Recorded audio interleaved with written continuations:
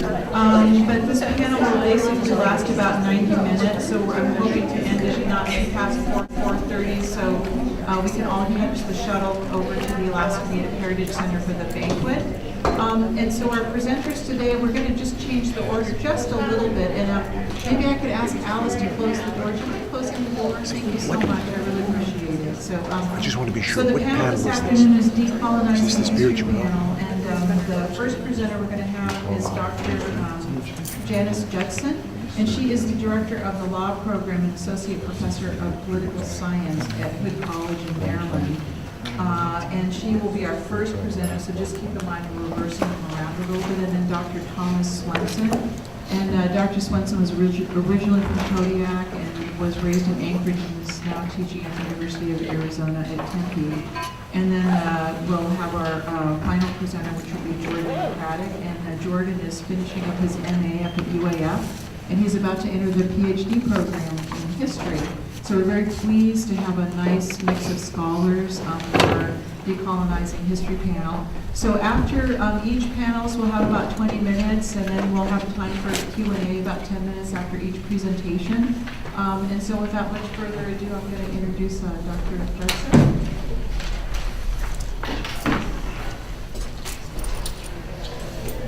Hello, everyone can hear me?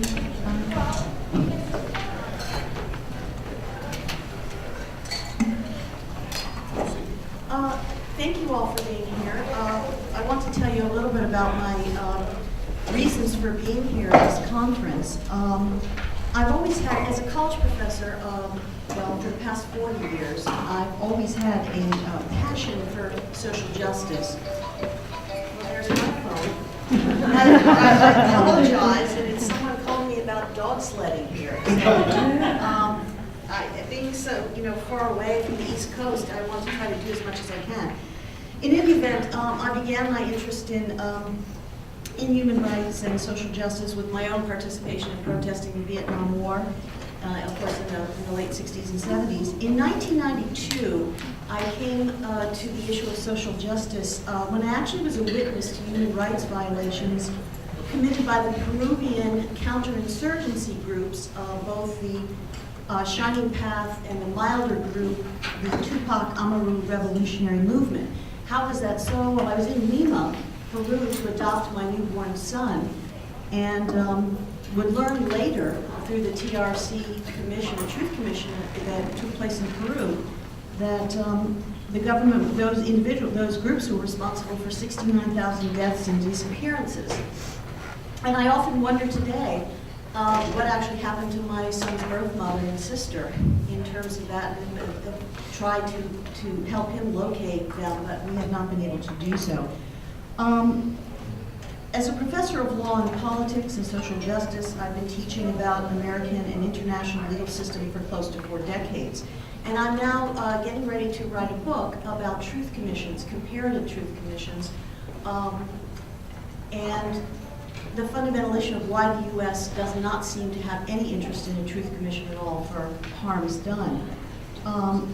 And this really brings me to my focus. I want to just give a few definitions for a moment. First, what the nature of restorative justice is, and then the nature of truth commissions. Restorative justice seeks to focus on the harms done to persons and relationships rather than focus on the violation of law. Restorative justice emphasizes an equal concern for crime victims and offenders. It seeks to replace the retribution model that finds its home in traditional courts. Restorative justice fosters dialogue between victim and offender. It can also involve the individual restoration of memory, which is very important in terms of discovering how people remember atrocities. It is now also a growing social movement to institutionalize peaceful approaches to harms done. Restorative justice calls for a sense of repair, reconciliation, a rebuilding of relationships, and most importantly, a process for healing. But let me talk about truth commissions, because that's what I'm here to predominantly focus on. Truth commissions are a form of restorative justice. They are official, temporary, non-judicial, fact-finding bodies to investigate a pattern of human rights abuses. We've seen many truth commissions: Argentina, Bolivia, Chile, Peru, South Africa, Sierra Leone, Uganda, Chad, Morocco, South Korea, and Nepal, and that's just to name a few. And notice, of course, what's missing there is the United States. Why is the United States, a nation so theoretically committed to principles of equality, individual and collective rights, barely a whisper on the radar of the notion of truth and reconciliation? Only Canada has represented the North American continent, and I want to talk about my experience with the Canadian Truth and Reconciliation Commission, and how that perhaps can be a way to look at a commission for Native Americans and Alaskan Natives. For well over 100 years, the Canadian government, in participation with a number of Christian churches, had operated residential schools for Aboriginal children. More than 150,000 First Nations Inuit children were placed in schools. The story may be familiar to some of you here in the Native Alaskan community. Indigenous Canadians were forbidden to speak their own language or engage in their cultural and spiritual practices. They were subject to emotional, physical, and sexual abuse. What's interesting is there's currently 80,000 former survivors still alive today, and many of them were at the TRC that I went to in Saskatoon last year, and I'll talk to you a little bit about that in a moment. These 80,000 individuals, still alive today, with their courage and tenacity on their claims for human rights, became the basis for the 2007 residential school settlement agreement in Canada.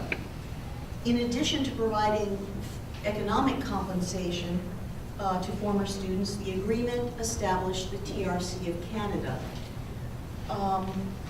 There are 3 justices at the TRC. Justice Murray Sinclair, who I had the pleasure to interview and meet when I was at the TRC there. The Canadian TRC was tasked with 3 critical ideas: telling all Canadians what happened in the Indian residential schools, honoring the lives of former students and their families, and creating a permanent record of the Indian residential school legacy. At this point, I want to share with you a little bit about my own experience there. Not that that means very much, but I went to Saskatoon with the primary purpose of volunteering.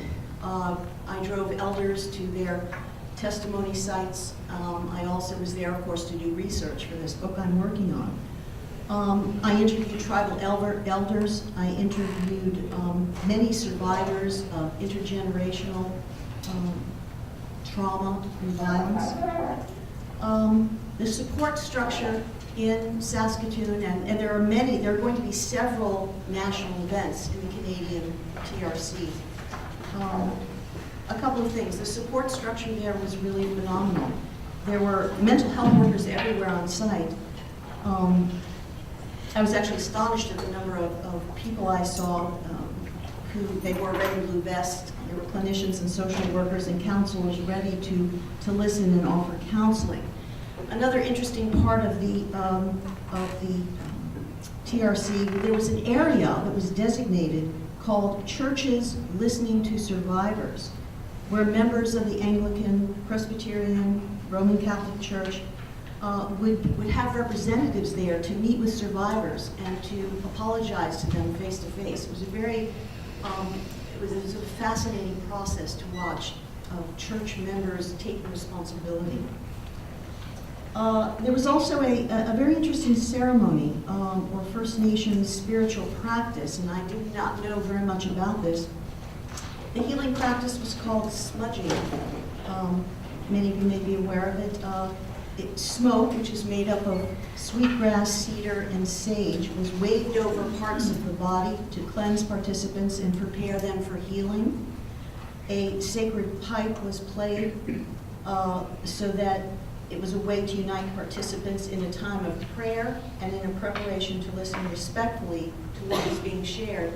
I ended up going to one of the healing ceremonies, and I'll tell you a little bit why that I did that.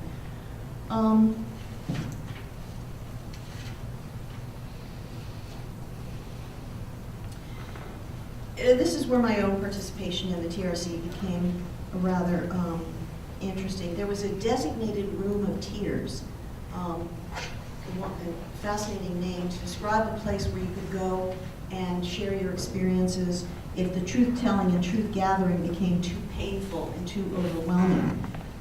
I found myself actually having to go to the Hall of Tears after an encounter with a witness who was attending one of the truth-telling sessions. The TRC, if you're familiar or not familiar, they offered 3 different mechanisms for telling truths. There were the private statement gatherings, public statements before the commissioners, and sharing circles with the survivor committee. The last 2 were open to the public, and I attended one of the sharing circles. After the sharing circle, a participant approached me. She was furious, and she said, "Why did you have your cell phone on recording the survivor testimony?" I had my cell phone on the side, and I'd been given permission to record for my book, and I had asked the group beforehand if it would be all right if I could do that, and they agreed. I told her that.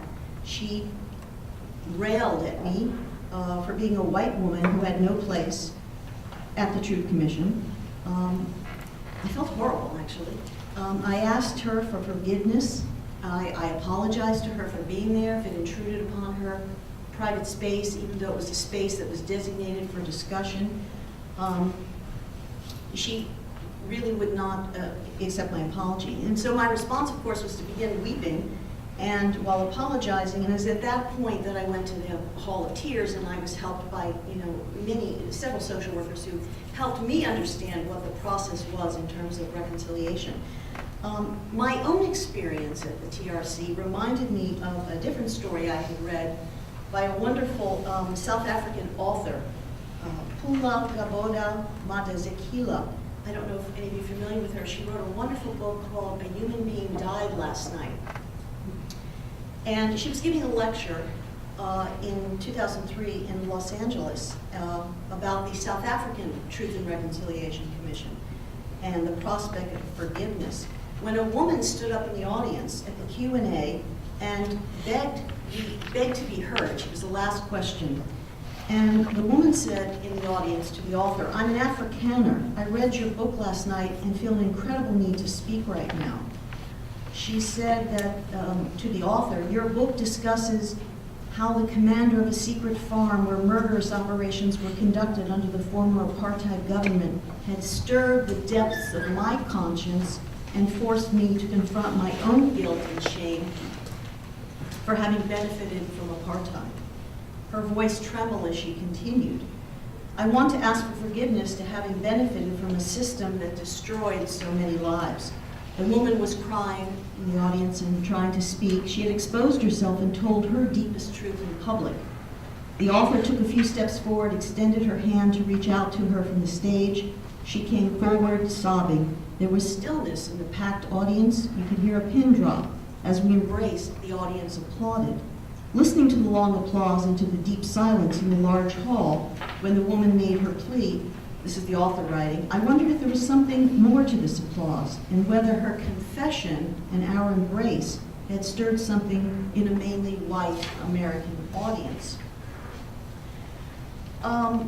I understand, of course, in comparison, the complexities and frailties of truth-telling, and I saw firsthand the differences in that experience, my own in the TRC in Canada, and a description of this woman's experience. And I listened to many stories. I have a whole journal of them. I won't go into that because I only have a limited amount of time. But the thing I wanted to point out is the United States can learn from the Truth and Reconciliation Commission through its processes and principles. We now have some grassroots movements or some grassroots initiatives in the United States, both in the African American community and in the Native American and Alaskan communities. There was a Truth and Reconciliation Commission in Greensboro, North Carolina, which I traveled to find its doors closed, and they had pretty much finished all the work within a year. I had hoped to interview about the process. The TRC there had been set up to investigate the killing of civil rights demonstrators in 1979. There has also been but that's really the only formal truth commission that we've actually called in the United States. There has been talk of, or some discussion about a Mississippi Truth Commission, which is examining civil rights atrocities in Mississippi. There's a Tulsa Race Riot Commission. Now in Maine, for example, the state of Maine, the Governor Paul LePage, is beginning a truth commission, or trying to get one started for Native Americans, to begin meeting with government officials to hopefully get apologies and reconciliation. And there's something called the Wellbriety movement in Colorado, which I have yet to really investigate, and I'm hoping this summer to go there to see what's involved in that attempt or movement to get at a truth commission for Native Americans, at least in Colorado. But the bigger question is, why does the United States, the federal government, why is the voice still silent on a Truth and Reconciliation Commission? And I have a couple of ideas. I'm sure many of you might have some as well, but here are some of the initial ideas. First, the U.S. would respond, the federal government would respond, we are not a post-conflict or transitioning society, therefore we have no need to engage in the vetting of truth. We don't need to implement a fundamental change in our power structure. Our democratic model of governance already protects human rights, which we know is pretty much a falsehood. Our courts use due process and prosecutorial justice to litigate and find solutions to criminal acts. Here's another one I find interesting. The U.S. would, if they were speaking to us, would say, we've already apologized for some historical wrongs, the Japanese internment, the Tuskegee experiments. The U.S. has apologized specifically for the Sand Creek massacre of Cheyenne and Arapaho natives. We've generally apologized for harms done to Native Americans, but no mention of the boarding schools, as the Canadian Truth Commission is primarily focused on the boarding schools and the atrocities done there for such a long time. What's interesting is the U.S. has found it in its heart to apologize to the Rwandans and the Guatemalans for the U.S. failure to intercede, but not for the major atrocities of slavery and the destruction of indigenous peoples, such as Native Americans and Alaskan Natives. The U.S. would also say just a few more things. And this is not everyone, of course, it's just a generalized kind of notion. Fear of precedent, or the setting of rules for paying reparations. Fear of domestic criticism, or a loss of political agency for admitting human rights abuses. We'll be seen as weak if we apologize. There is no political, I love this, there is no political necessity for apologies and no disadvantages for not doing so. There is nothing to be gained by public, transparent expressions of wrongdoing. And finally, I've been interviewing several people here in Anchorage, and I spoke to a young man, I don't know if he's here in the audience, but he said, one of the reasons why the U.S. won't apologize is partly due to our narcissistic culture, the notion of we as opposed to, the notion of me as opposed to we, that defines indigenous cultures.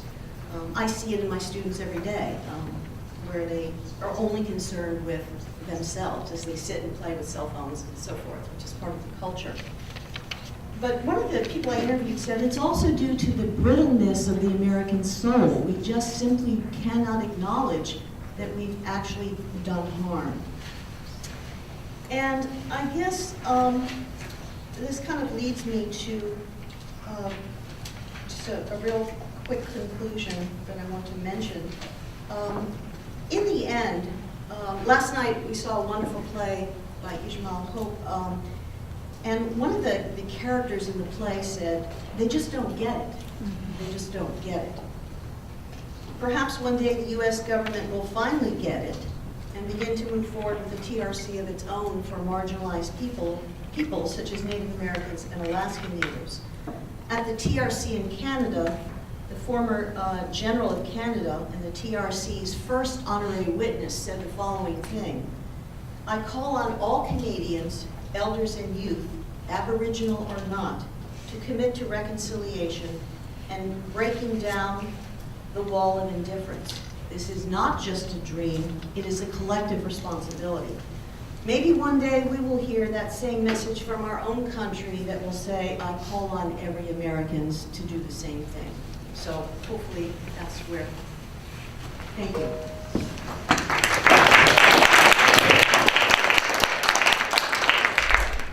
Thank you, Dr. Judson. Now there's some time. Do you guys want to do Q&A after each presentation? Whatever you like. Does that sound good? Are there any questions? We have about 5-10 minutes for questions for Dr. Judson. Yes. I think one of the issues with not having these TLCs here in the United States would be admitting fault and then having monetary responsibility. Oh, see, I'm just as guilty as my students. I apologize. I'm sorry.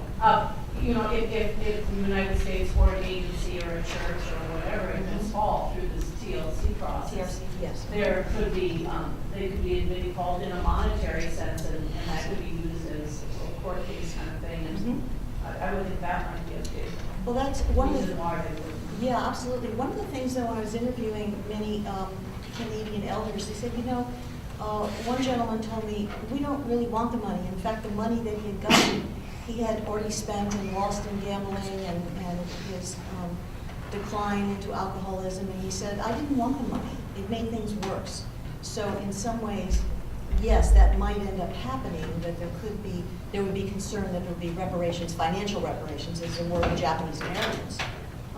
Yes, I agree, absolutely. There's another question over here. Yeah, I'm new to this. When you talked about some of the grassroots efforts, you mentioned that you were some here in Alaska.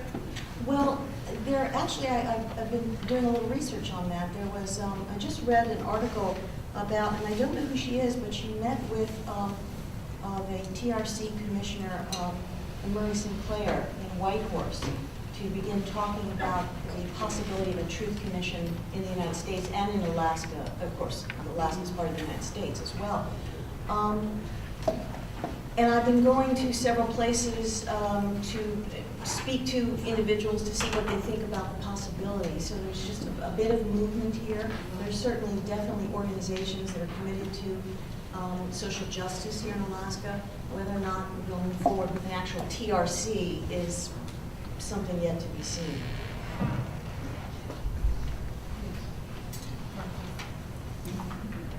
Well, I was curious if you had ever heard of a treatment center in Alberta called Poundmaker's Lodge. I have, yes. Yeah. Well, I had the privilege of attending that as a client and began my own quest for a degree in psychology. And my dream, of course, you know, as many others, is to have a similar facility here in Alaska as Poundmaker's Lodge. But then, you know, then you're faced with that same thing of the United States government. You know, in Canada, they gave the tribe 14 acres of land and built a facility based on what the elders wanted as a birthing place for this kind of healing, you know. And it's interesting because at the same time, they gave them land that the old boarding school was on, and the boarding school is, I mean, the residential center is right there on the same property. But I always go back to that if the United States government doesn't recognize the harm that they did, then, you know, it's such a block to creating the same types of programs that they have in Canada and New Zealand and other parts of the world, you know, so. Yeah. Dr. Smith? Yes, I was just going to note that hasn't the Hawaiians, the Hawaiians have had an apology, haven't they, from Clinton in the Yes. Act. And they've also had a sort of, I don't know whether it was a truth and reconciliation process, but I do remember Sharon Ben and Moana Jackson and others going through a process there about annexation. Yes. So that's, I think there's some precedent, if you like, in the US context. But the part that I wanted to raise was, in New Zealand we've had a number of treaty settlements now that have taken place. And the bad news is it's not all over. That what's happened is that there's a new space, a third space that's created. You know, in my view, it's called the settlement space. So you've got two peoples now looking at each other, wondering what they have to do next. So the question is how do you, what is the context of the post-treaty settlement space? And it's a whole different sort of engagement. And so, you know, I think that's just focusing on the front end, if you like, Right. is one thing, but I think that there needs to be a more holistic sort of overview of this process to take hold of the more proactive element that's situated after that. So we're in that sort of Right. space now. So Māori are saying we need to get moving and we need to fill in that space before it's going to be filled in for us again. Well, when I spoke to the Chief Justice Murray Sinclair in Canada, he said, you know, we have so much more work to do, and he said, so do you people, meaning the United States. Like, you know, somebody's got to move, start moving here on this, and I frankly don't know. And he encouraged me to continue my research, and I don't know where to take it right now. So, thank you. I think there's one last question in the back. I have a question. In your research, if we look at the Alaskan context, it seems like there's a couple things that are a specific incident, Right. and then there's like the Native Americans that you talk about Yes. in Colorado and Maine. Mhm. What would you say to us in terms of all the, and these are just examples, stolen land, slavery, Right. termination, assimilation, Right. compulsory schooling, boarding schools, internment, Project Chariot, and the list goes on and on. What would be your recommendations for addressing that whole stew? Yeah, it is Issue. it's a huge stew, you're Yeah. exactly right, and I didn't even, I'm only beginning my research here in Alaska. You know, I wanted to come here for the conference, but I also wanted to do interviews, and I'm, you know, I'm not astonished, but everything that you've mentioned is a requirement to address in a truth commission, to create not only, I think the most important part of a truth commission is to act as a historical narrative, so everybody knows about the things that you just mentioned. I was shocked in Canada that most Canadians don't even know about the residential schools. I was shocked at that. So I think to create a TRC to give voice to the community that you're talking about and all those very issues that you've addressed. So it's a very general answer, and I apologize. Well, we just wanted the hill, right? Yeah. There was one, I was just going to add, there's one other thing about that process, because we have the treaty settlement process where everyone is documenting their evidence and so on, and that it's very cathartic for just to unload the stuff. Everyone says that the feeling is just lifting a big weight off, and so there's a health aspect to it in my view.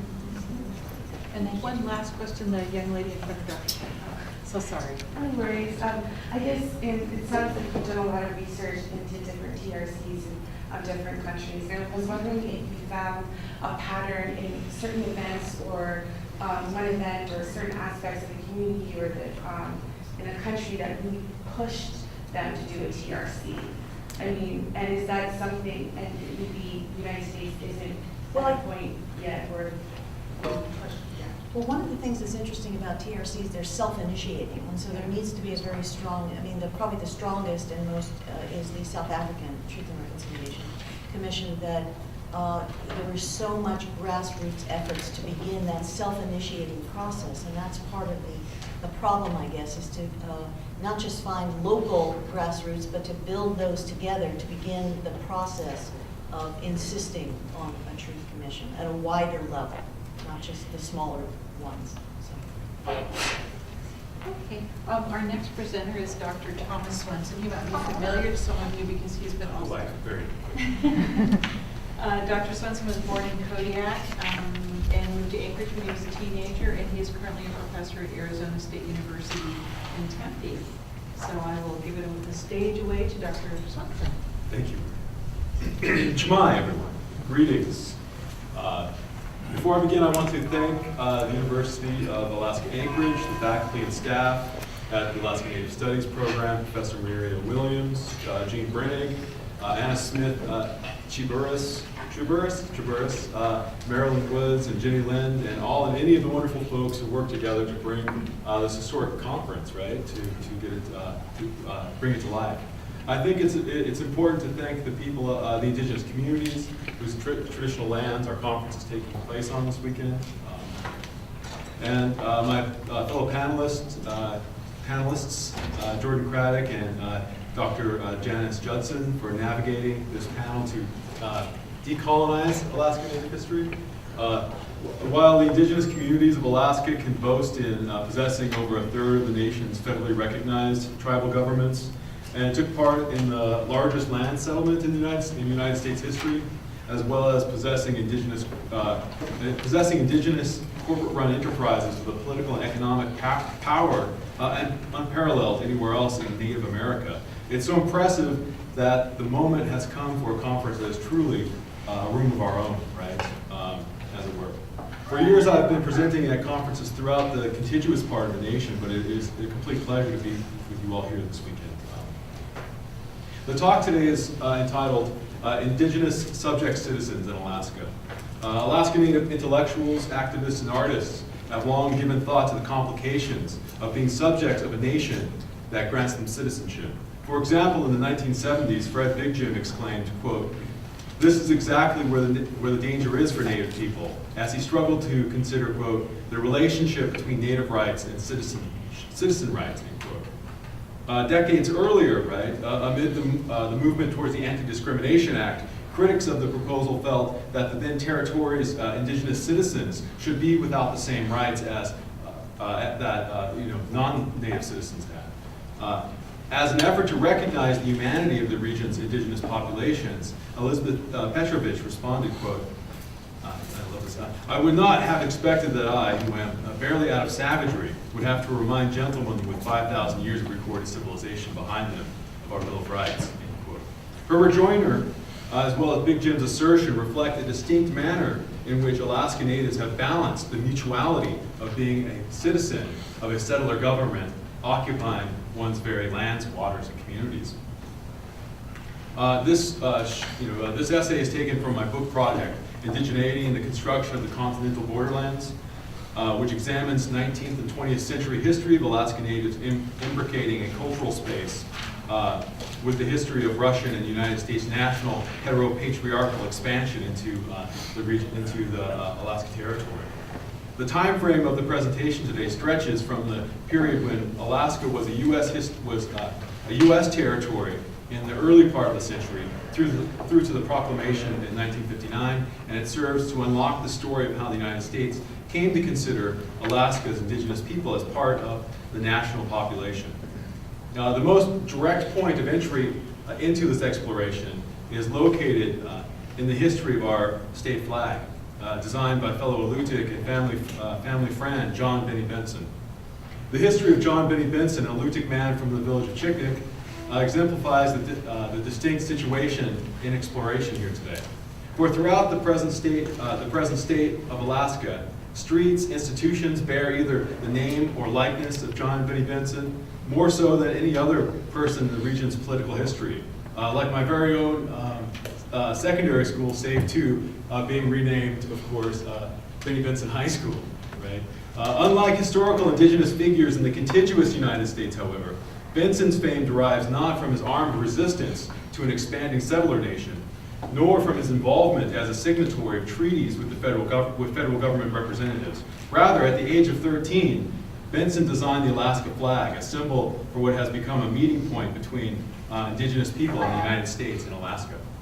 The first representation of Benson to circulate consisted of a photograph attached to a design submission in the Alaska Territorial Flag Contest of 1927. This contest took place 13 years after the Territorial Citizenship Act, Territorial Citizenship Act of 1915, and shortly after the 1924 Indian Citizenship Act, which granted full citizenship rights to indigenous people more broadly in the states and U.S. territories.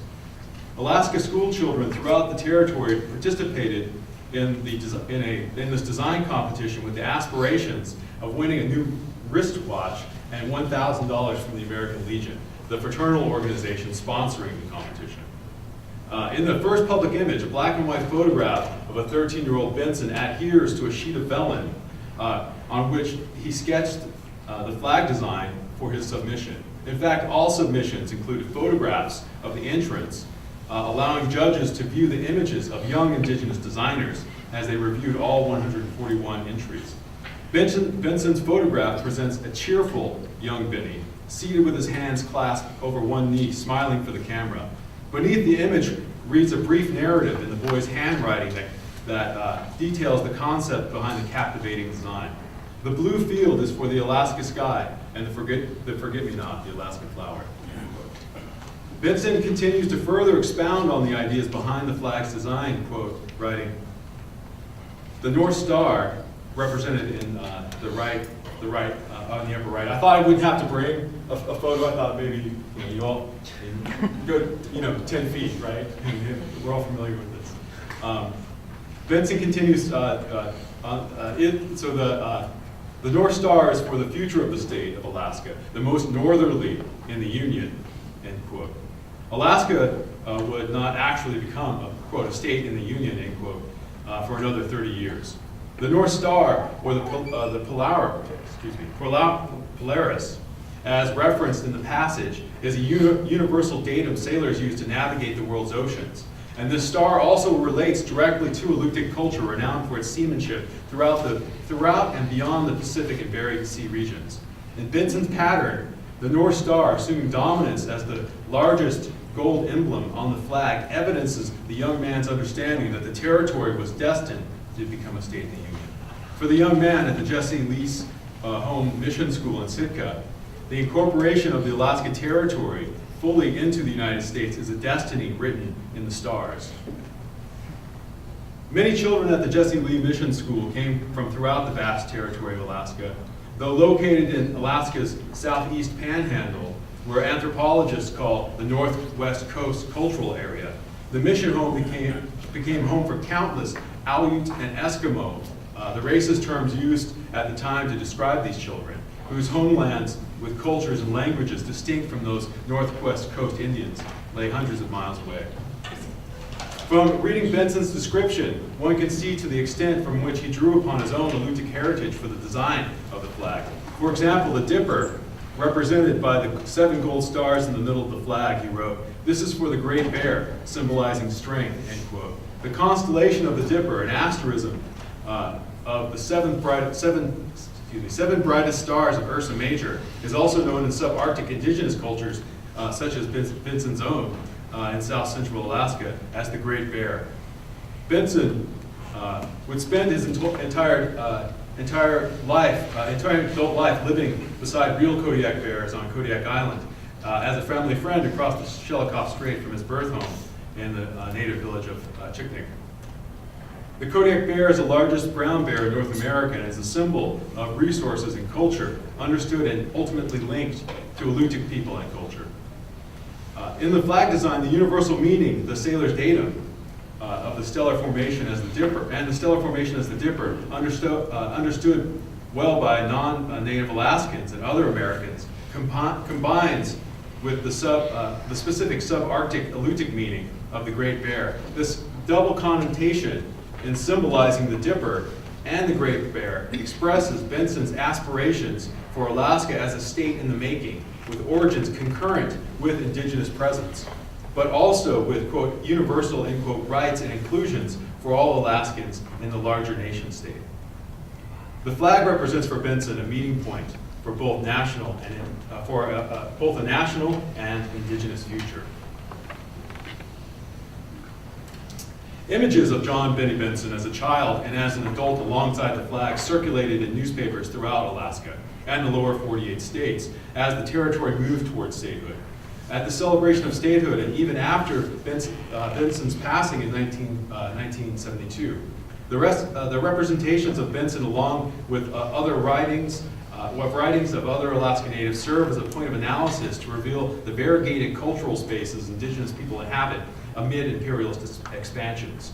The Alaska flag is designed by Benson serves as a symbol for how Alaska Natives are bound as citizens and subjects of the United States. Similarly, the double meaning of the constellation as the Dipper and the Great Bear conveys a doubleness of the citizen subject, where on one hand, Alaska's indigenous people are voting citizens, as any scholar of William Paul will be all too aware. But on the other, they also compose sovereign entities whose indigenous cultures precede the durable national project of the United States and the region. This double-bound history is clear in various cultural productions that articulate the complex spaces of Native history and political culture, spaces that transcend dominant contemporary ideas about indigenous people as entirely separate nations or as wholly assimilated into the United States and American cultures. Ultimately, I am arguing that Alaska Natives endure a distinct cultural and political experience through an ongoing relationship with the government of the United States and, quote, American empire, through the mutuality of holding citizenship in a nation, as well as being members of sovereign indigenous communities, as so exemplified in the Alaskan state flag. In 1927, after Benson's design won the contest, William Paul, the sole Alaska Native in the territorial legislature, proposed a law designating the flag as the official flag of Alaska. Paul's description of the flag and its importance to the region became the inspiration for the song Alaska's Flag by non-native Marie Drake. The significant aspect of this most enjoyable song is that the lyrics do not mention John Benny Benson at all. Paul's action to recognize the flag through the territorial legislature positions indigeneity in Alaska as non-oppositional to the formalization of the state government, yet the lyrics of the song deny the Native participations in the activities of the state.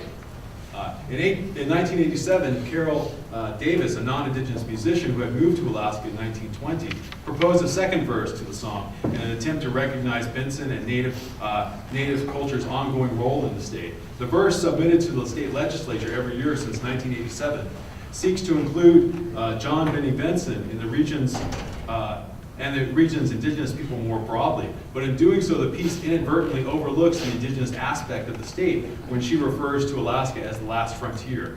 This is because for indigenous culture, the indigenous culture seeks to recognize Alaska proves less of a frontier than a much adored homeland. Additionally, the verse then fails to note Benson's or Senator Paul's efforts to publicly express this double position. After the last 2 decades, the state legislature, however, has repeatedly denied adding the verse to the official record. Alaska Native State Senator Kukish testified to the Senate that historically all legislation mentioning the word Native has, quote, never been passed, end quote.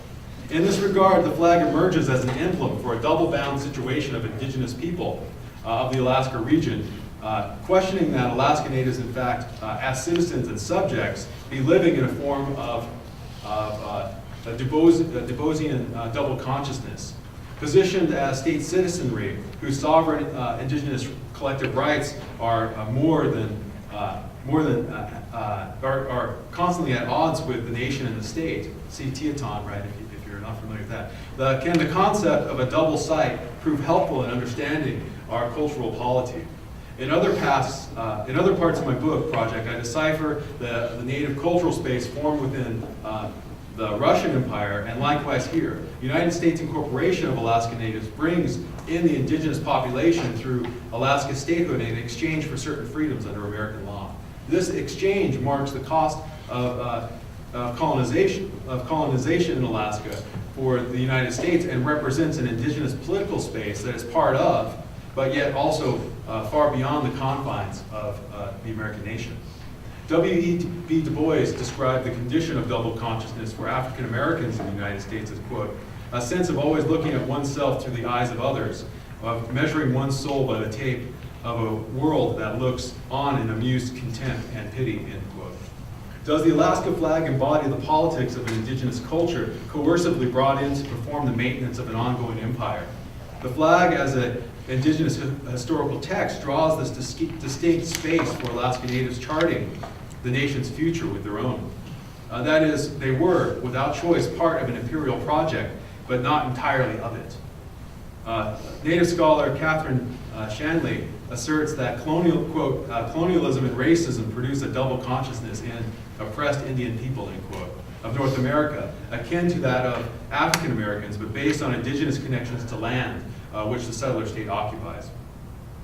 So just as Du Bois asserts doubleness as a condition based on embodying the two quote, warring ideals of an American and a Negro within one dark body, end quote, indigenous peoples of the Alaska region face an analogous situation based upon relationships to geography and with the membership of an indigenous nation. This double vision, referred to at times in African American studies as the cowl, originates in the case of natives transformed from the traditional names that they give themselves to racialized monikers of either being Indian, Eskimo, or Aleut. Words used at the time, right, in the early 20th century. Citizens, monikers of being an Indian, an Aleut, or an Eskimo, citizens of the United States, while at the same time they are in possession of membership, or better yet, citizenship, in an indigenous collective formed through a cultural ground tied to regional geography and an ongoing pre-settler national heritage. Correspondingly, the black diaspora, as Paul Gilroy asserts, finds roots in, quote, a preoccupation with the striking doubleness this preoccupation with a striking doubleness results from this unique position in an expanded West, but not entirely of it, end quote. This, he suggests, quote, is a definite characteristic of the intellectual history of the Black Atlantic, end quote. The condition of indigenous doubleness originates in the membership of the United States while being culturally and politically beyond it, and in a preoccupation of and is a preoccupation of the indigenous situation in Alaska. The Alaska flag illustrates the historical unification of Alaska Natives within the state while depicting humanness of indigenous culture within the coercive spaces of an imperial governance. Indigenous cultural geographies, however, transcend what seems to others to be impenetrable boundaries codified and implemented with the ongoing project of the state of Alaska and, as such, other international and continental borders. Thank you.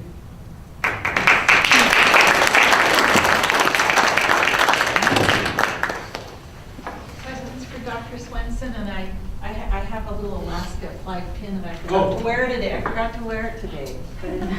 Yeah, I was going to bring a couple of those, but I figure we all know what it looks like. Questions or comments? So, Yes. where do you think Native Alaska is now? Is the struggle to be the same, or is the struggle to be different? From what? From what? Same or Yeah. So, in other words, to assert a different form of citizenship as opposed to enjoining with the dominant citizenship. Well, I think that's that's a paradigm. I think an ideological paradigm that Yogi Berra said predictions are hard, especially about the future. But I think I don't believe we're always aware of our ideological positions, right? I believe that when the United States, I know by looking at history, when the United States was coming in, who was doing the work, coercively to build the state, what makes it different, say, than being a professor in Arizona at ASU, which is one of the most tragic and successful settler state operations in the world, right? Phoenix is just, there are these lines between human beings, that have been manufactured there. But I think the success of being Alaska, of Native Alaska, is that we don't have lines between people. We recognize our descendants, we recognize our relations, and we recognize our histories that extend beyond these sort of imposed borders of the state, right? Maybe if we're looking at Alutiiq people and people from the Aleutians, these histories go beyond what we think of as this sort of myth of continents, right? The North America and Siberia, Inuit peoples, right, are one of the most geographically dispersed peoples in the world, and I think that's really one of the beautiful things about being a Native Alaskan is that our cultures are so expansive and traveled that they are beyond. Though we are part of the United States, we're also parts of things that are beyond what the United States are. And I think, Diane, did you have your hand up? Yeah. Well, I almost don't know where to begin, but thank you. And I didn't catch where you were from. Oh, originally or Originally, yes. Or Kodiak. Okay. And we moved to Anchorage when I was 16. Well, I'm Diane Benson, originally from Sitka. And people always ask me, are you related to Benny Benson?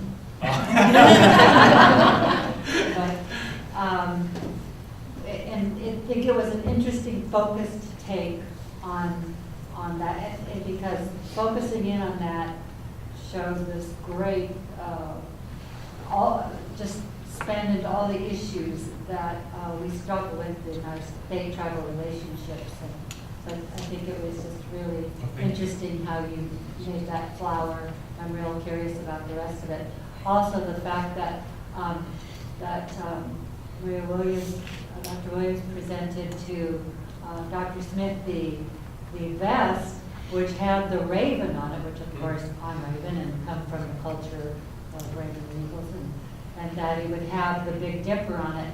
And when I was in New Zealand for 3 months, I would stand outside. They called me the lady with the star in her eyes, and so other Aboriginal people would line up around me, and they started watching the stars at night because I was watching the stars at night because the Big Dipper was there, and it took me home. And we were all under the same blanket of stars. And so I was just fascinated that he would have that vest that would depict this thing, and that you would speak on this thing, and about, here we are at this conference, really talking about this issue, of ourselves, keeping the essence of who we are and our wholeness in this academic world, and and bringing a completeness to our knowledge, to the knowledge that we'll share with future generations. Well, I think it's important to consider the kind of work our grandparents and great grandparents did in being coercively brought into these systems and maintaining them and constructing them. My dad worked on the pipeline, right? I mean, how many people in the room, right, have relatives that worked on the pipeline or worked in the industrial fishing complex in one way or another, right? These are all Alaska, for the United States, Alaska was meant to be an extractive colony, right? All these things being taken out, taken away. Like I was just in a panel that wrote Building the Path Home, or something about Alutiiq scholars, how do we get Alutiiq scholars to come back home, right? Because they keep going out. And so I think that's a really important thing to not let these dominant narratives take away the history of the work we were coercively made to do. Whether it's these situations on the Pribilofs, right, for generations and generations, right? So what I just found like the flag an opportunity to sort of explore that this distinct situation where whereby there aren't lines separating our land from their land, or something like that. Thank you. Any other questions for Dr. Swenson? We're going to move on to our next presenter, which is Thank you. Jordan Craddock. Yes, thank you. Worked on the pipeline, right? I mean, how many people in the room, right, have relatives that worked on the pipeline or worked in the industrial fishing complex in one way or another, right? These are all Alaska for the United States. Alaska was meant to be an extractive colony, right? All these things being taken out, taken away. Like I was just in a panel that wrote Building the Path Home, or something about Alutiiq scholars, how do we get Alutiiq scholars to come back home, right? Because we keep going out. And so, I think that's a really important thing to not let these dominant narratives take away the history of the work we were coercively made to do. Whether it's these situations on the Pribilofts, right, for generations and generations, right? So what I just found like the flag an opportunity to sort of explore that this distinct situation whereby there aren't lines separating our land from their land, or something like that. Thank you. Any other questions for Dr. Swenson? We're going to move on to our next presenter, which is Thank you. Jordan Craddock. Yes, thank you again. And now while Jordan's getting set up with his PowerPoint, he is currently an MA student, and he is graduating this spring, right, with your master's degree? Yes. Okay, and he's about to enter the PhD program at the University of Alaska Fairbanks. And so we're so pleased that we have oh, you need some help.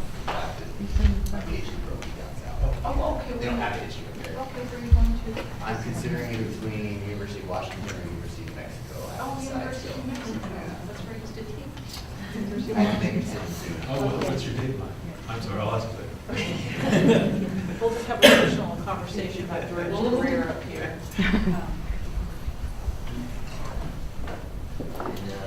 We could maybe dim the lights a little bit. Oh, yeah, absolutely. Hang on. I'll risk everybody falling asleep.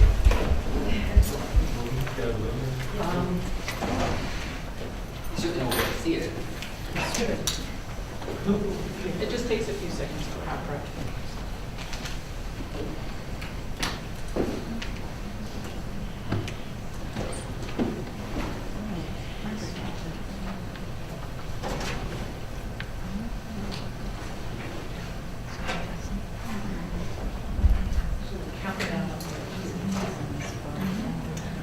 And this is a very small segment of the thesis I'm working on.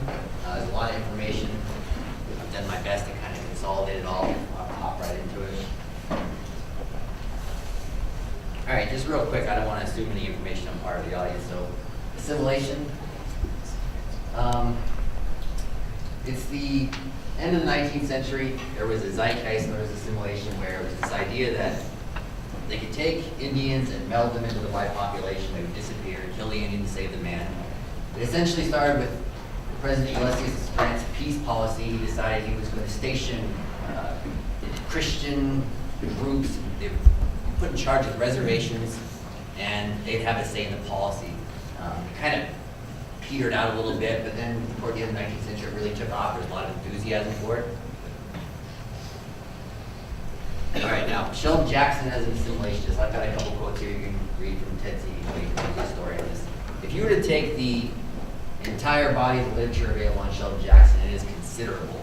You would come to the conclusion that he was an assimilationist. And judging from his actions in Alaska, as far as planting schools and missions, I mean, it seems like a fool's task to say he was not an assimilationist. However, if you look at the context, which we will, and how he arrived in Alaska, it really raises some questions. And if there's one thing I want to highlight, I wish I could draw us on the board. Assimilation is a utilitarian ethos. It's the end justifies the means. It is the greatest good for the greatest majority. But as you'll see from the patterns in his life, Jackson was more focused on the means as opposed to the end, and this would really create some problems as far as what we'd have to deal with as a result of the assimilation at the end. All right, real quick notes. Alaska was purchased in 1867 from the Russians. And to really go over the Presbyterian hierarchy, since I'm going to be kind of talking about it a little bit, any Presbyterians in the audience? All right, good, so if I mess this up, you won't know. Right. So there's different convening authorities. I'm going to be talking about the Home Board and the Foreign Board. Home Board is all continental United States missions. Foreign Board is all the foreign entities. However, Indians were considered foreign entities, so they're also incorporated under the Foreign Board. Now, as far as the rank and file underneath, they had elected board members, there was a president, there was a treasurer. We don't care about any of them. We care about the secretary. Now, in a traditional sense, you wouldn't think secretary all big deal, but he had a lot of power. Think of him as a general on the ground. Sheldon Jackson answered to the secretary. He had a lot of power. All right, early timeline. I just want to highlight first, as a young boy, okay, before he graduated from Princeton Theological Seminary, he was employed by the American Systematic Medicine Society. Basically, the society, the whole point was to solicit funds based on theological economics, so scriptural economics. And he learned how to do this. He spent the summer, and it turned out he had a knack for it. He was very good at raising money. So this is important because he would apply these skills later on for the rest of his life. Okay, as he was growing up, he had dreams of becoming a foreign missionary, going out, and they were his heroes, converting these heathens in native lands. He loved the idea. He applies to the Foreign Board. After a physician's report, it was determined that he had a weak constitution, and they couldn't send him overseas. So they said, okay, we're going to put you in an Indian mission in the U.S. He wasn't really thrilled with the idea, but he did it. It lasted 3 months. Turns out he did not have a natural aptitude for it. He was prone to corporal punishment. He was constantly, you could say, berated by the larger Choctaw boys. This is a very small man. He feigned illness. He petered out in 3 months. So he's leaving the Foreign Board. He goes to the Home Board for work now. And the Home Board, they station him in Minnesota. Now, his jurisdiction is La Crescent, Hoka, and the nearby vicinity. So there's a small section over here. He decides he's going to interpret vicinity as far as he can reach. So literally, he has this huge, he claims a large jurisdiction. Now, if there's one thing I want to highlight here, is now that he's got this big jurisdiction, he wants to find a way to fund it. Now, in December of 1860, he logged his first entry into the Raven Fund. And the Raven Fund had become very controversial. What it was basically just a fund he created to accept incoming donations, and he could spend it however he saw fit. There's no regulatory oversight whatsoever. So this would become very controversial. A little more in the Raven Fund. If you look through the correspondence, and there's lots, he kept almost all his letters, this guy. He was prolific at drawing money from women. I mean, I don't know how he did it. I don't know how he did it. They just send money, they send boxes full of clothing. He was a hit with women. Now the Raven Fund, for obvious reasons, he kind of wanted to keep this thing secret, right? So we don't actually learn about it much later in his life. You can look up the ledger at the Presbyterian Historical Society, and that's where you find out the details. But he was keeping this thing kind of secret. However, toward the end of his life, there was a biography that he helped work on with Robert L. Stewart, and he preferred to highlight the benevolent usage. A lot of missionaries in the West were struggling, and so he made it seem like, oh, I'm just helping them with their pay, with their clothing. He liked to highlight that. But the important thing about it is that it actually helped him expand across this huge dominion that he claimed. And part of the problem with him doing that is he preferred quantity over quality, but as testament to his work, the General Assembly of 1865 authorized the creation of the Presbyterian Association of Minnesota. That was a testament to the fact that he was spreading a lot of churches. He had a lot to do with that, actually. All right, a little bit of backlash. Now, like I said, quantity over quality. The first 2 churches he established had 4 people each. Yeah. And then, if you judge from later patterns, it's likely that it was really varied. So these are not independent churches. So the fact that he's establishing all these churches, they probably have varied constituency. The Home Board can't afford this because that means they have to send out more missionaries, and they can't afford to strain on them However, this is essentially part of his job title, so, all right, whatever. However, we don't know when they learned out about the Raven Fund, but they eventually did. In 1868, the secretary, George Musgrave, publishes a caution in the Northwestern Presbyterian, and he doesn't say Jackson's name, but he says that there's a lot of illegal actions happening out of southern Minnesota, essentially. So you could tell it was directly toward him, but they didn't mention his name. All the correspondence he received right around this time, you could tell that he knew it, and he knew he was in trouble. So whether it had any impact or not, he decided to resign shortly after. Now, and I wish I could go into detail on this, but not a lot of time, but basically, he tells the home board, I want to become a missionary to the West. And they say, you need to give us a little more information than that. But rather than, and he must have known that they were going to resist, so what he did is he goes to this big assembly, and he says, I'm going to work for free. I'll be your missionary for free, because he's got his Raven Fund. So of course, unanimously, they'll say, sure, look. And so now, he's got all this jurisdiction now. Think, look at all these places over here. He's got this huge ground that technically he has jurisdiction over now. And so what he does is, in a slap in the face to the home board, he sends them a letter and he says, he tells them the result. He says, oh yeah, I'm in charge of all this now. I'll still represent you as if you gave it to me on your own. And all these places, they said that they can't wait until you can find the money to pay me. So it's really, you can tell it's a power struggle. It's a little ha, look what I did. And basically they have to cave and give in. They try and narrow it, and they try and get rid of his Raven Fund. He says, all right, sure, but he doesn't. He keeps the Raven Fund, and he still assumes all that. All right, important year coming up. 1870. This is huge for Jackson for two reasons. First off, Presbyterian reunification. In 1834, the Presbyterians divided.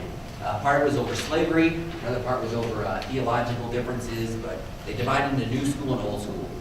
In 1870, they reunited. Now this is relevant for two reasons. Positive first being is that, okay, they decided, home board, we're going to restructure this. Instead of one secretary, we're going to have two. George Musgrave left. They put in there Cyrus Dixon and Henry Kendall. Henry Kendall would be extremely relevant because he'd become a strong Jackson ally. And so now he has a powerful friend up there, high up, so he can help with his agenda. So that's positive.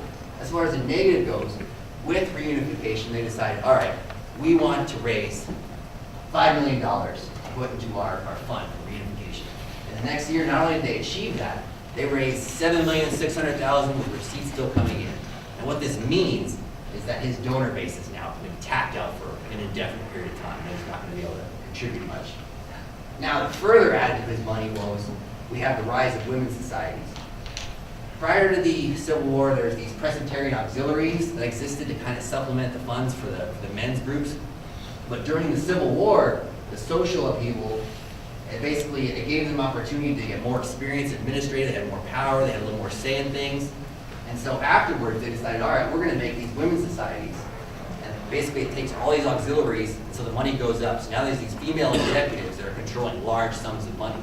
So, what does Jackson have to do to get to this new pile of money? Well, he's going to have to actually go with their agenda. Now, they preferred foreign missions. Women, if you wanted to be a cynic, you'd say it's because they were into the romantic ideal of, foreign heathens and they're converting it. If you wanted to be a realist, you would say it's because they had more say overseas, whereas at home missions, it was a male's game.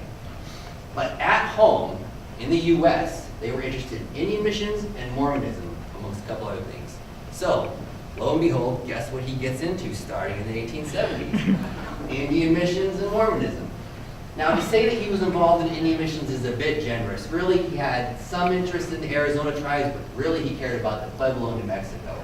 And this was because, and you can see in his letters, they were nominally Catholic, and so this is a big Protestant versus Catholic thing going on. And he was fascinated that they still had some of their beliefs merged with Catholicism and syncretism. He was fascinated by this. But as far as selling this to his women, to his female audience, and trying to raise money off it, here's one of the, here's a quote he used. He said that the Pueblo still occasionally sacrifice children upon an altar. He'd get called out on this. Of course, they'd call him out, didn't matter. This is how he advertised things. Now, it wasn't just Indians that he picked on. Here we see the Mormons. In one of the other papers, he said that after a short argument, a Mormon man slit his wife's throat, only to be rewarded by the church for saving her soul. And so, of course, the Salt Lake Herald says, what? This is ridiculous. So They're calling him out on it. This is how he's raising money, though. In 72, he creates the Rocky Mountain Presbyterian newspaper, and these things are very popular. You're going to see a lot of this, because this is his paper. He writes for it mostly. So this is how he's advertising things. All right, some resistance here. First off, Indian missions are part of the Foreign Board, so of course they're thinking, what the heck? You know, but they're not too pissed because he's not having a whole lot of success. I mean, he's able to raise some money, but he makes a direct overture to Ladies Board of Missions in 72 and 74, and they say, no. We're raising money for foreign missions. That's what's popular. They didn't really care about home missions as much. The Home Board, even they didn't want to disrupt the standard order of things. And they didn't want to give women an increased role. However, they gradually got on board because they realized, you know what? We don't have to pay for it. Women are going to pay for it. So you'll see resolutions passed in these years where they gradually say, yeah, support Jackson with home missions. 75, they quote the idea of an exclusive home missions group of women. So they're gradually getting on board. All right, here's the huge year, General Assembly of 1877. The Home Board decides, all right, we want to be able to establish Indian missions. And then if you look within their, within the minutes, they expressly stated that they don't want to pay for it. Women are going to pay for this. So they want Indian missions, but they don't want to foot the bill. Foreign Board's pissed, of course. They know this is a money grab. You can see it in the minutes. They know this is all about women and money. So they protest. Doesn't matter. General Assembly rules in favor of the Home Board. Indian missions are now open game. There's an open feud now. However, Home Board can now establish Indian missions, but women still aren't on board yet. They still prefer foreign missions. All right here. So we're at this assembly in 1877 now. There's this huge feud going on. Sheldon Jackson's in the middle of it. He receives a letter from J.S. Brown from Fort Wrangell, pleading for an Indian mission. What had happened was there's some Indians from Fort Simpson that came up, and they had been converted to Methodism, and they started preaching to the natives there, and it was a hit. There's all these hundreds of natives that wanted to learn about the new life, and that they wanted preachers, and so he sends a letter to the YMCA in Portland saying, we need any denomination that's willing to come on up and preach to these natives. They really want Christianity just so bad. All right, now, the Home Board actually, because what Jackson did is he published this. He published this letter after he edited it very carefully. He publishes it in a bunch of newspapers, then he sends it to his bosses. And so, of course, they're thinking, all right, we need to do something. They commissioned Thomas Robinson, short-term memory. It didn't matter. Because Sheldon Jackson decided he was going to be the unofficial superintendent of Alaska. He responded directly to J.S. Brown's letter saying, I think I can send you a man. I'll take care of this. Don't worry about it. What do you need? And then at the end of the month, he sought discounted steamer tickets to Alaska. So you can tell he's very interested in Alaska. All right, first problem here, though. It had been forwarded to the General Assembly thanks to Aaron Ladner Lindsley out of Oregon, he's the chairman. Now, Lindsley claimed he'd been interested in the Alaska mission since 1869. But there's a problem. And Jackson started corresponding to Lindsley, but he didn't bring up Alaska once. He does not want to involve Lindsley because Lindsley's closely associated with the Foreign Board. So if he establishes a mission after this huge feud, the Foreign Board might take it up out of spite just to say it's ours now, deal with it. So he's keeping him in the dark. He's writing to him letters. He doesn't mention Alaska, but he cryptically asks about available missionaries and what the jurisdiction is, but he doesn't want to bring up Alaska at all. He wants to claim Alaska. So he really conceals this. All right, so now we got this race to Wrangell. Now, he had been tasked with visiting these locations as part of his official duties. And so what had happened is there was a Nez Perce conflict up there, so he has to detour down to Portland, and he's waiting in Portland for a while. And so what he was originally thinking is, okay, I couldn't find a missionary to take with me to Alaska. At least I can go up there and claim it, and it'll be for the Home Board. I'll say I win. However, he gets to Portland, and he found out that Lindsley had already sent J.C. Mallory up to commence a mission. It got aborted shortly, but Mallory did hire one of the natives there to start operating the mission. So technically now, Lindsley has a strong claim over it. So now Jackson's stuck there thinking, all right, what am I going to do? I need to find a missionary fast. Fortunately, he found the wife of an old acquaintance of his from New Mexico named Amanda McFarland, and he convinced her to go up. Now, she's not very well qualified. I wish I could explain all that, but he's desperate. So he convinces her to go and become a missionary for Alaska. All right, so he goes up. He takes up Amanda McFarland. It's a Methodist mission. He gets transferred over to Presbyterianism just like that. She's now in charge.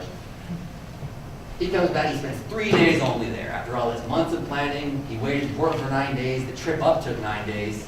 He spends 3 days, he comes back, he takes full credit for everything. It was me, I did it. Cuts out everybody else. And this is hugely relevant right here. One of his first advertisements, Ladies Home Mission Work in Alaska. They had nothing to do with this mission, but you can tell this is what he wanted to do all along. He wants to get women on board. Now, Alaska, like these foreign missions, seems exotic, far away, mysterious. They don't know anything about these natives, so it's just like foreign mission works. And he knew this. He really wanted to claim Alaska. And just like Pueblo missions and the Mormons, he's going to sensationalize this beyond belief. I got some quotes here for you. You can read these. First one, Indian mothers take their babies out in the woods, stuff their mouths full of grass, leave them to die to spare their miserable lives. Second one, the Indian men treat their women like slaves, often requiring them to do all the work. And lastly, polygamy. There's Indian men that keep their own sisters and mothers as wives. Now, if there's a common link with all this, you'll see he's directly appealing. This is what these Protestant women care about. They're going to look at this and say, oh my God, we need to donate money. This is ridiculous. They're killing babies, they're slaves, and there's polygamy. So this, did everyone get a chance to read this? This is exactly how he's going to advertise Alaskan natives. All right, and so to kind of conclude, this could go on forever, but I'm going to have to wrap up. So, Alaska would become the home board's most popular mission after this, and its most profitable. Now, Jackson would gradually fade away from everything else and focus exclusively on Alaska. And so, really, and I could have put this at the beginning, these are kind of questions that help fuel this research in the first place, this particular section. If he was motivated by assimilation and he had this moral compass directing him there, why did he have such a limited scope of Indian missions in the first place? Why did he abandon them after Alaska became a huge hit? And then why would he continuously lie about native cultures to raise money? Like I said in the beginning, this particular philosophy would create a bunch of problems because he did this pretty much until he died. And so all the racism that followed, and when he's saying stuff, ridiculous stuff like that, I don't see how that was going to help assimilation in any way. If anything, it really contributed to all the problems we had in the early 20th century. And time-wise, that's we'll wrap it up. Can I get it?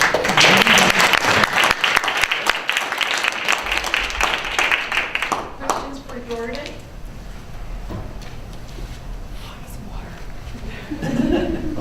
So what do you think his motivation was? This is such a long answer.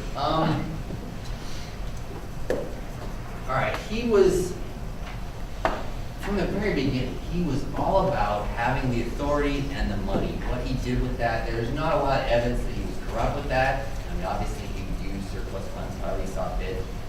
But as far as what he hoped to achieve, I mean, it's difficult to say.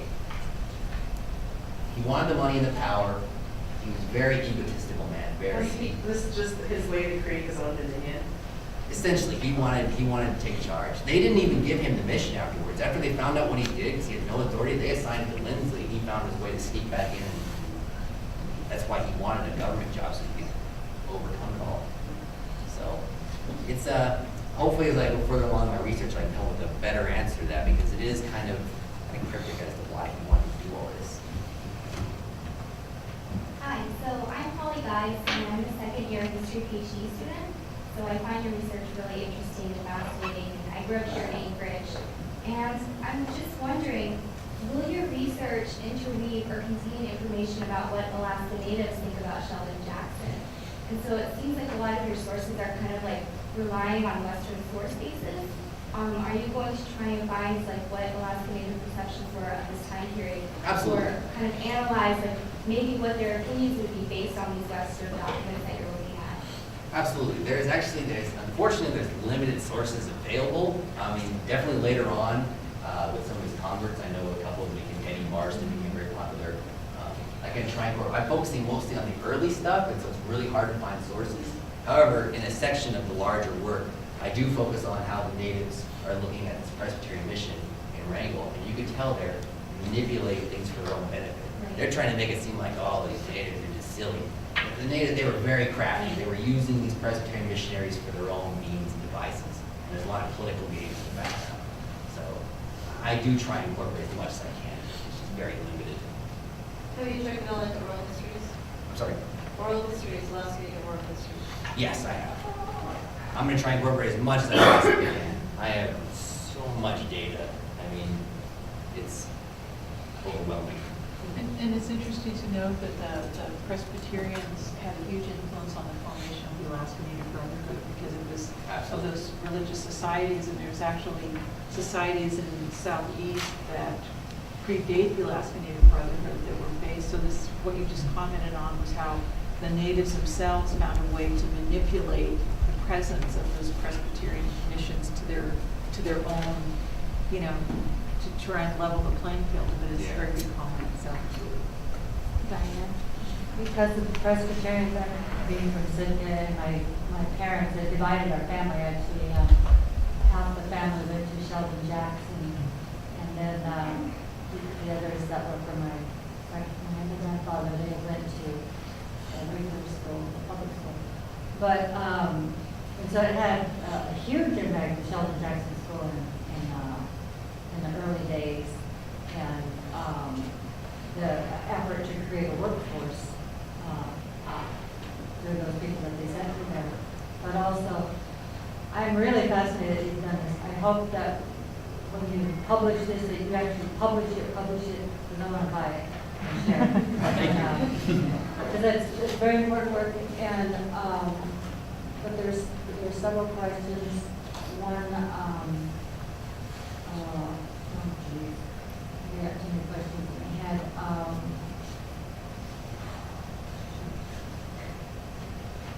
Because part of what she brought up in that, what did Native people think that Holly mentioned, but also that there are those of us who are descendants of the, and children of the folks who were directly affected, and the impact on culture. And the thing one of the questions is on education policy.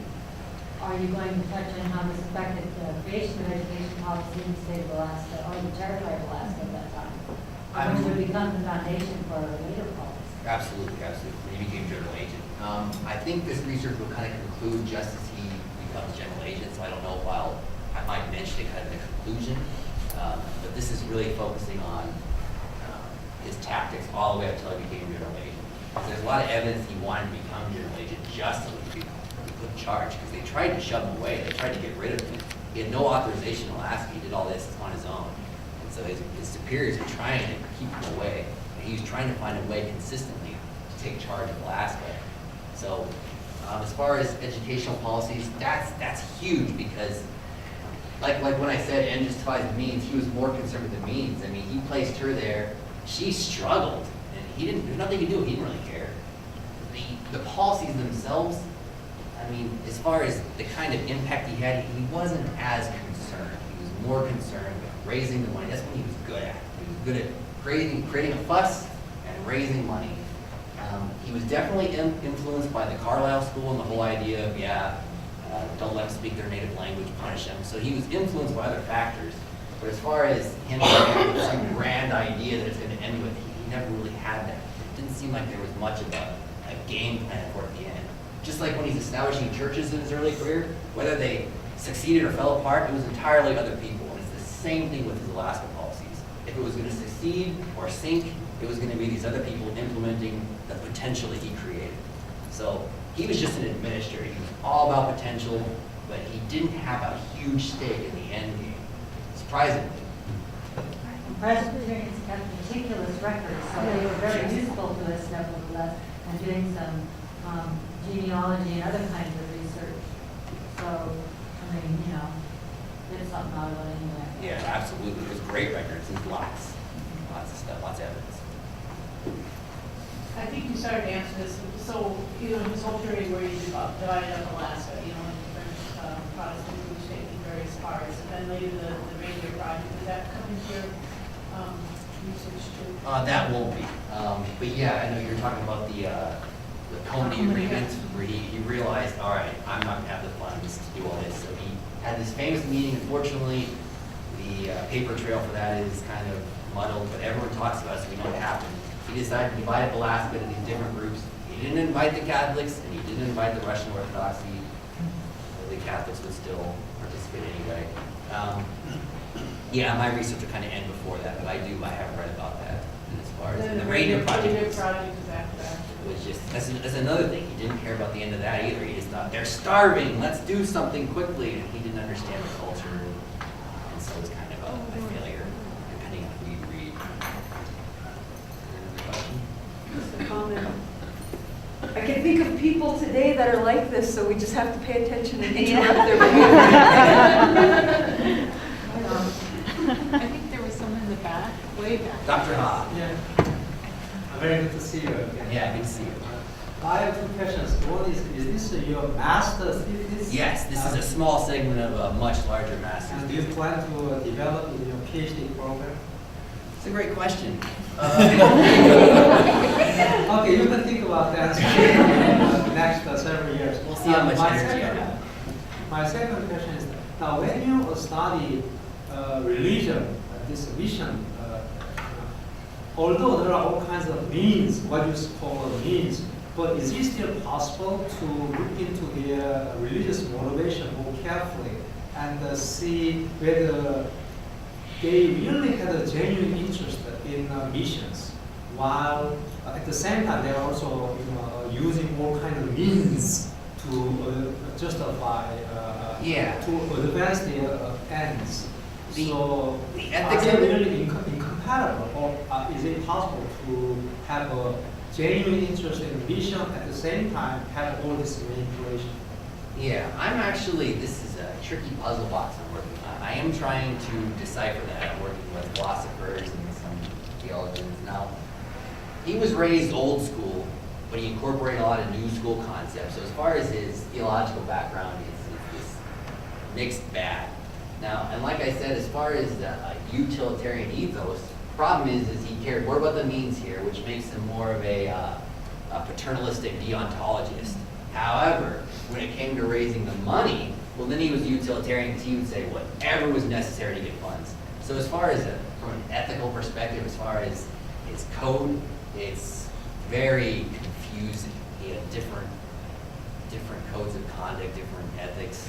As far as the actual theology of the motivating, that's also kind of a mixed bag. Trying to solve that, I am trying to solve it. Trying to solve that is gonna be a beast.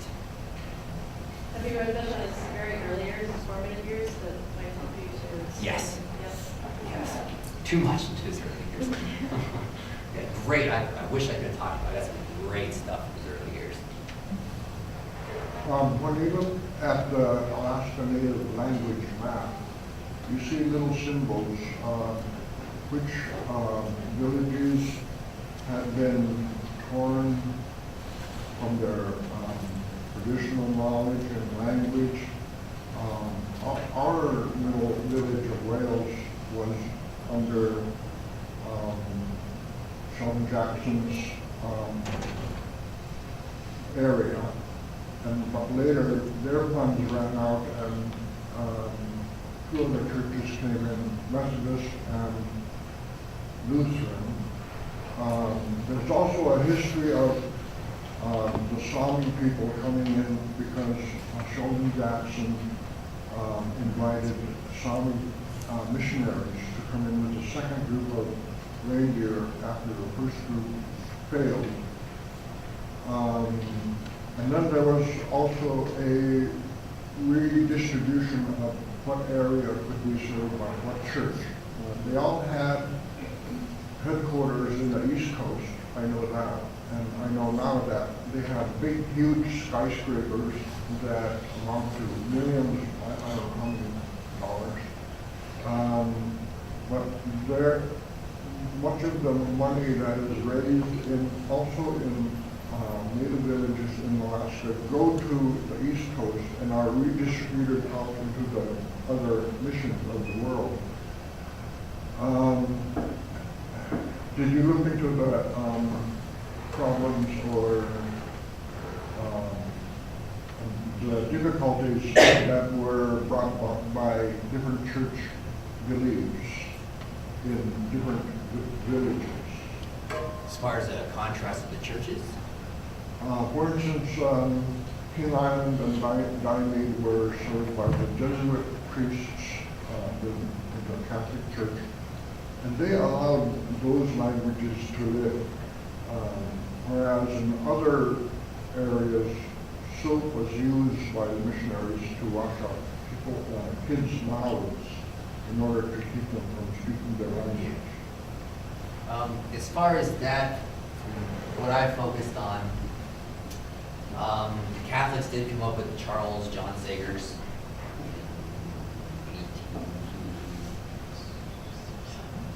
Yeah. So I did focus on how the Catholics, the interaction there, and then the Russian Orthodoxy. Obviously, the Russian Orthodoxy helped house a lot of the Alaska Natives as far as their language goes. They're a lot more tolerant for a number of reasons. That's a whole report in itself. And so I do examine that a little bit, and I examine the interactions with the Catholic. But as far as that other stuff, it's later on down the line. I don't really focus on it as much. I focus on that early stuff. He didn't have, when he first got up here, he didn't have a clear idea of what he was going to do. He didn't immediately start saying, we need to stop language. You could tell that kind of developed, kind of influenced by other factors. He decided, okay, we're going to stamp out the language. But initially, he's just kind of freewheeling and go along with things. So hopefully I can get into that later, though. You mentioned the Carlisle School. Is he using that as a model? Later on, he does, absolutely. He directly corresponds. There's at least 2 letters two letters in the archives in which he's directly corresponding with it. He attended a couple meetings down south too, talking about his big lectures on, look how successful this is great. We're stamping it out. And so he was definitely influenced by that, yes. All right, I think if there's no more questions, I just want to make a wonderful comment about the importance of the research that our panelists have done.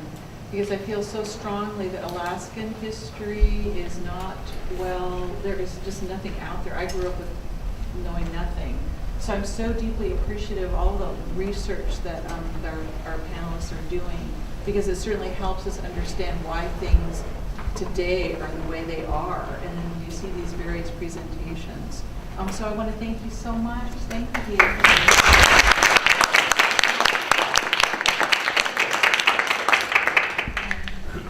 Supposedly there are shuttles going to the Alaska Native Heritage Center for the banquet.